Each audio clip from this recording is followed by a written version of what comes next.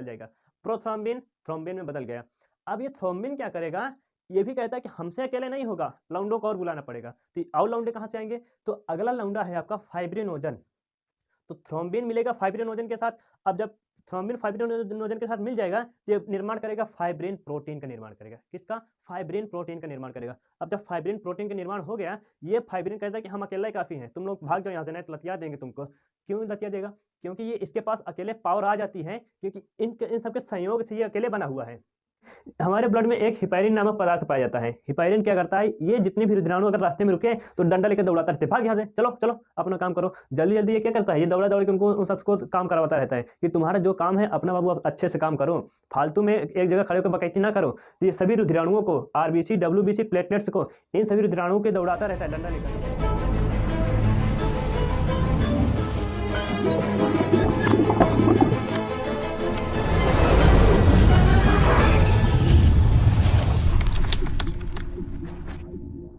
जय हिंद फ्रेंड्स, हमारे YouTube channel PSS classes में एक बार फिर से स्वागत है आपका। आज हम आपके लिए जो वीडियो लेकर आए हैं वो है हमारा ब्लड का सेकेंड वाला पार्ट। फर्स्ट वाले पार्ट में हम आपको बाबू बता दिए थे कि हमारे जब बच्चे छोटे होते हैं तब ब्लड का निर्माण कहाँ पर होता है, ब्लड बैंक किसे कहते हैं, रुधिर मरने के बाद कहाँ पर जाते हैं, क्योंकि सभी रुधिर का एक जीवन काल होता है, कौन से रुधिर का जीवन काल कितना दिन तक होता है और कौन से रुधिर का किस रोग से लड़ने में हमारी मदद करते हैं, ये आपको समझा दिए थे, बिल्कुल डिटेल में समझा दिए थे। ये भी बता दिए थे कि आपका ब्लड होता है वो कितने प्रकार का होता है, ये सारे डाउट को क्लियर कर दिए थे। अब आगे हम देखते हैं कि हमारा ब्लड जो है, कभी कभी देखो चोट लग जाती है किसी को, किसी बच्चे को चोट लग जाएगी, बड़े को चोट लग जाएगी, तो वहाँ पर कुछ समय बाद देखते हैं वहाँ पर पपड़ी पड़ जाती है। तो ऐसा क्यों होता है, रुधिर का थक्का जमता कैसे है, तो ये जो प्रक्रिया होती है बाबू, इसको प्रक्रिया को हम पूरे डिटेल में समझ लेते हैं, लेकिन कॉन्सेप्ट आपका क्लियर रहेगा, इस बात को हम गारंटी दे रहे हैं। लेकिन आप बिल्कुल लास्ट तक जरूर देखिएगा।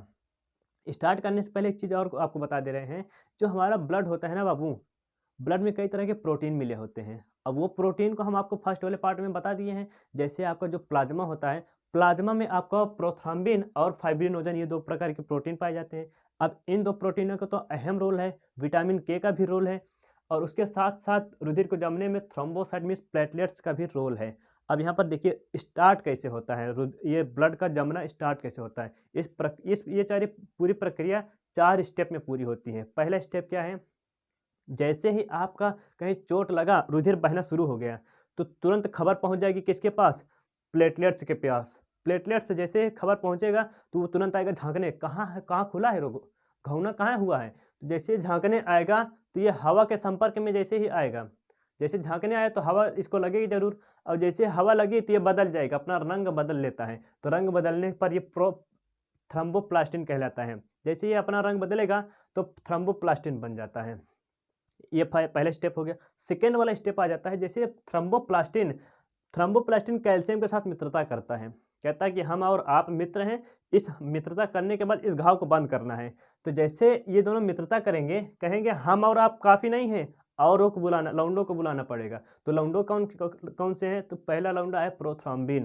प्रोथ्रोम्बिन क्या करेगा, ये दोनों इसके पास आएंगे, इसको जगाएंगे लात मार के। ये पगला सोता रहता है, जैसे इसको लात मार के जगाएंगे तो कहेंगे प्रोथ्रोम्बिन उठो उठो जल्दी। जैसे ये उठेगा तो ये बदल जाएगा, ये भी अपना रंग बदल लेता है, ये बदल जाएगा थ्रोम्बिन में। किस में बाबू, थ्रोम्बिन में बदल जाएगा। प्रोथ्रोम्बिन थ्रोम्बिन में बदल गया। अब ये थ्रोम्बिन क्या करेगा, ये भी कहता है कि हमसे अकेले नहीं होगा, लौंडों को और बुलाना पड़ेगा। तो और लौंडे कहाँ से आएंगे, तो अगला लौंडा है आपका फाइब्रिनोजन। तो थ्रोम्बिन मिलेगा फाइब्रिनोजन के साथ। अब जब थ्रोम्बिन फाइब्रिनोजन के साथ मिल जाएगा तो ये निर्माण करेगा फाइब्रिन प्रोटीन का निर्माण करेगा। किसका, फाइब्रिन प्रोटीन का निर्माण करेगा। अब जब फाइब्रिन प्रोटीन का निर्माण हो गया, ये फाइब्रिन कहता है कि हम अकेला ही काफ़ी हैं, तुम लोग भाग जाओ यहाँ से, नहीं तो लतिया देंगे तुमको। क्यों लतिया देगा, क्योंकि ये इसके पास अकेले पावर आ जाती है, क्योंकि इन सबके संयोग से ये अकेले बना हुआ है। तो जैसे ही ये अकेले बना हुआ है, ये आगे क्या करेगा, ये एक जाल जैसी संरचना का निर्माण कर लेता है, जाली बना लेता है। अब जाली कैसे बना लेगा, जहां पर आपका घाव हुआ है, जैसे आपका पैर बना दिए, इस पैर में यहाँ पर घाव हुआ है, तो फाइब्रिन क्या करेगा, यहाँ पर जाल जैसे संरचना का निर्माण करेगा। ये कॉन्ट्रैक्टर बहुत अच्छा है, कॉन्ट्रैक्टर मतलब जो घर और का निर्माण करते हैं, ये बहुत अच्छा है। ये क्या करेगा, सबसे पहले जाल बनाएगा, यहाँ पर जाल बनाने के बाद कहेगा अब आओ कितने आते हो। जितने रुधिराणु होते हैं ना, छोटे मोटे छोटे बड़े सब के सब क्या करते हैं, इसी जाल में फंसने लगते हैं। रुधिराणु कौन से हैं, आरबीसी, डब्ल्यूबीसी, प्लेटलेट्स। ये रुधिराणु आपके इसी जाल में फंसने लगते हैं। लेकिन सबसे पहले कौन फंसेगा, सबसे पहले फंसेगा डब्ल्यूबीसी। क्यों, क्योंकि इसका आकार साइज जो है ये इन दोनों से बड़ा है। डब्ल्यूबीसी फंसेगा, फिर आरबीसी, फिर प्लेटलेट्स फंस जाएगा।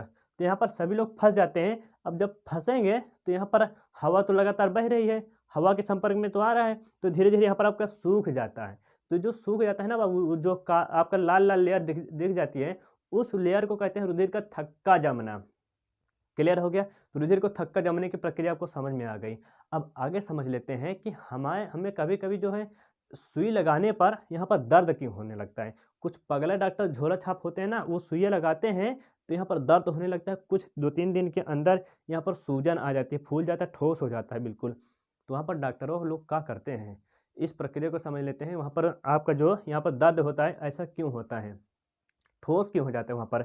देखिए बाबू, जो भी डॉक्टर, आप अच्छे डॉक्टरों को देखे होंगे तो वो क्या करते हैं, सुई लगाने से पहले उसको ऐसे करेंगे, थोड़ी सी दवा भी निकाल लेंगे, ऐसे झटकेंगे और थोड़ी सी दवा भी बाहर निकाल लेंगे। उसके बाद वो इनटेक करेंगे। अगर आपके सुई में एयर नहीं है तब तो कोई समस्या नहीं है, आपका शरीर जो दर्द है वो 2 दिन बहुत ही जल्दी आराम हो जाता है और यहाँ पर सूजन वूजन कुछ भी नहीं होती है।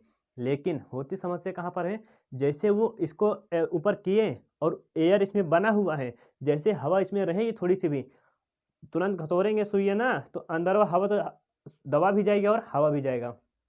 हवा क्या करेगा, तुरंत आपके पूरे शरीर में तो ब्लड दौड़ रहा है, हर जगह दौड़ रहा है ब्लड, रुधिर में ही आपके प्लेटलेट्स भी होते हैं। अब जैसे प्लेटलेट्स हवा के संपर्क में आएगा, क्योंकि आपके सुई के माध्यम से हवा अंदर गया है ना, तो इसके साथ संपर्क में आएगा तो सारी प्रक्रिया कर देगा शुरू।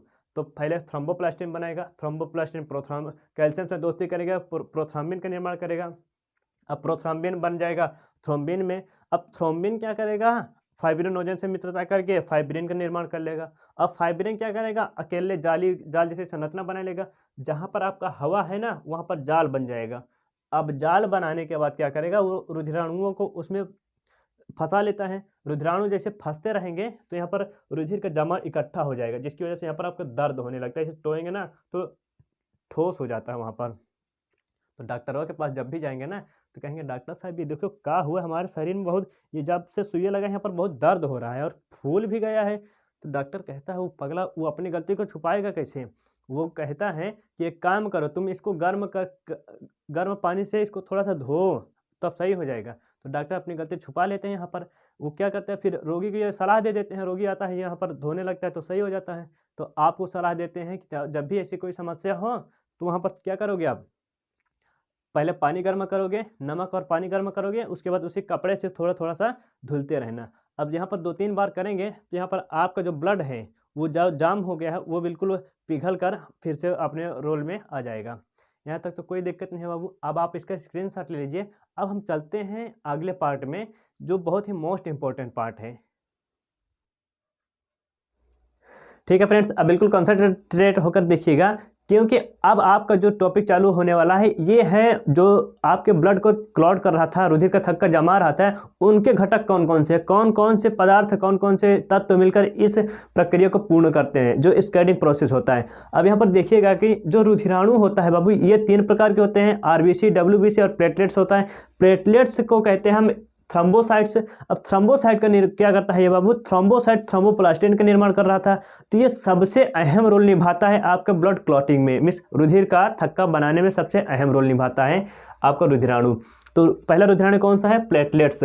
अब आगे जो होता है वो प्रोटीन पाया जाता है आपके प्लाज्मा में। आपको पिछले वाले वीडियो में बता दिए थे कि आपके प्लाज्मा में 2 प्रोटीन पाए जाते हैं, एक तो होता है फाइब्रिनोजन, एक होता है प्रोथ्रोम्बिन। ये दोनों प्रोटीन क्या करते हैं, ये दोनों प्रोटीन आपके रुधिर का थक्का जमने में मदद करते हैं, बहुत ज़्यादा मदद करते हैं। क्योंकि आपको जो फाइब्रिनोजन है फाइब्रिन में बदल जा रहा था और प्रोथ्रोम्बिन थ्रोम्बिन में बदल जा रहा था, इसी की वजह से आपका रुधिर का थक्का बन रहा था। अब आगे देखते हैं कि जो तत्व होते हैं, धातु तत्व आपके पाए जाएंगे कैल्शियम, क्योंकि जो थ्रोम्बोसाइट है, थ्रोम्बोसाइट बदल रहा था थ्रोम्बोप्लास्टिन में। अब जैसे थ्रोम्बोप्लास्टिन में बदला तो तुरंत चला जाता है आपके कैल्शियम के पास मित्रता करने। जैसे वो वहाँ पर पहुँचेगा तो ये दोनों इकट्ठा हो जाएंगे। अब उसके बाद अगली प्रोसीजर तैयार करते हैं।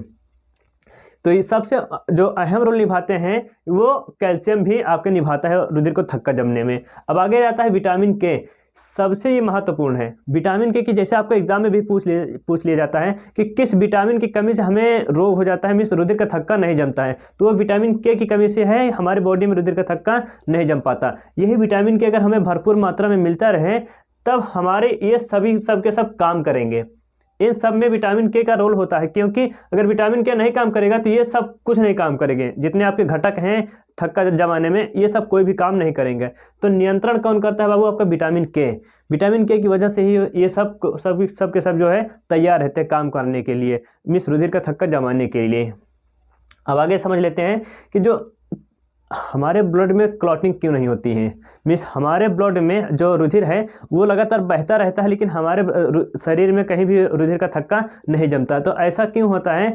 हमारे ब्लड में एक हिपैरिन नामक पदार्थ पाया जाता है। हिपैरिन क्या करता है, ये जितने भी रुधिराणु अगर रास्ते में रुके तो डंडा लेकर दौड़ाता रहते, भाग यहाँ से, चलो चलो अपना काम करो जल्दी जल्दी। ये क्या करता है, ये दौड़ा दौड़ के उनको उन सबको काम करवाता रहता है कि तुम्हारा जो काम है अपना बाबू आप अच्छे से काम करो, फालतू में एक जगह खड़े होकर बकैती ना करो। तो ये सभी रुधिराणुओं को, आरबीसी, डब्ल्यूबीसी, प्लेटलेट्स को, इन सभी रुधिराणुओं के दौड़ाता रहता है, डंडा लेकर दौड़ाता रहता है। कहता है कि एक जगह खड़े होकर बकैती नहीं करनी है, आपको काम करना है, आप काम करो, इज्जत से रहो, इज्जत से इनको जीने दो। तो यहाँ पर आपको समझ में आया कि आपके शरीर के अंदर हिपैरिन नामक पदार्थ की वजह से अंदर ब्लड क्लॉटिंग नहीं हो पाती है, ये आप समझ गए। अब इनका निर्माण और जो फाइब्रिनोजन है, प्रोथ्रोम्बिन का निर्माण आपका कहाँ होता है? लीवर में होता है। फाइब्रिनोजन, प्रोथ्रोम्बिन और थ्रोम्बिन, फाइब्रिनोजन, प्रोथ्रोम्बिन और हिपैरिन का निर्माण आपके लीवर में होता है। क्लियर है बाबू? कभी कभी किसी व्यक्ति को रोग हो जाता है, तो एक रोग देखा गया है कि महारानी विक्टोरिया की फैमिली में किसी को हो गया था, तो वो वंशानुगत रोग है। वंश के अनुगत मीन्स एक पीढ़ी से दूसरी पीढ़ी में वो जाता रहता है, एक वंश से दूसरे वंश में ये रोग जाता रहता है। तो इस रोग को कहते हैं अनुवांशिक रोग। उस रोग का नाम है आपका हीमोफीलिया। महारानी विक्टोरिया के परिवार में एक व्यक्ति को हो गया था, उसी व्यक्ति से सभी व्यक्तियों में ये ट्रांसफर हर पीढ़ी दर पीढ़ी होता रहता है। इसको समझ लेते हैं। इसका जो हीमोफीलिया रोग है, इसकी वाहक होती है महिलाएं, लेकिन असर डालता है पुरुषों में। कैसे होता है आगे समझाते हैं। देखिए, जो आपका ये पुरुष का होता है एक्स और वाई गुणसूत्र, महिलाओं का होता है एक्स एक्स और पुरुष का होता है एक्स वाई। तो यहाँ पर ये महिलाओं का हो गया, लेकिन महिलाओं का ये वाला गुणसूत्र इन्फेक्टेड है, किससे? हीमोफीलिया रोग से। ठीक है, अब इसको जब ये क्रॉस कराएंगे तो ये एक्स एक्स यहाँ पर आ गया, इस महिला को कोई समस्या नहीं हुई, ये महिला एकदम सुरक्षित है। लेकिन जब अगला इसका क्रॉस होगा तो ये एक्स और वाई आया, अब ये वाला एक्स तो इन्फेक्टेड है, किससे? हीमोफीलिया से। तो ये पुरुषों में एक्टिव हो जाता है, महिलाओं में इनएक्टिव हो जाता है। फिर यही अगली प्रक्रिया आ जाती है कि ये प्रक्रिया आगे चली जाती है, एक एक्स यहाँ पर, एक एक्स यहाँ पर, ये डबल एक्स हो जाता है। यहाँ पर भी ये एक्स इन्फेक्टेड है, महिलाओं में आया, लेकिन महिलाओं में ये रोग एक्टिव नहीं होता है। क्लियर है? अब आगे जब इसका क्रॉस कराएंगे तो यहाँ पर एक्स वाई, एक्स और वाई, चूँकि ये वाई यहाँ पर आया और ये वाला एक्स यहाँ पर आया, तो ये वाला एक्स जो है ये इन्फेक्टेड नहीं है। तो अगली पीढ़ी में एक पीढ़ी से दूसरी पीढ़ी में ट्रांसफ़र होता रहता है, लेकिन ये एक्टिव कहाँ पर होगा? सिर्फ पुरुषों में होगा, महिलाओं में नहीं होगा। यहाँ तक तो कोई दिक्कत नहीं है बाबू। उम्मीद है यह वीडियो आपको पसंद आई होगी, इसलिए हमारी वीडियो को लाइक और सब्सक्राइब जरूर करिएगा। हम आगे वाला पार्ट लेकर आएंगे, पाचन तंत्र से रिलेटिव बिल्कुल डिटेल में लाएंगे उसका वीडियो, और आप उसको ज़रूर देखिएगा। मिलते हैं नए वीडियो में, तब तक के लिए जय हिंद, जय भारत।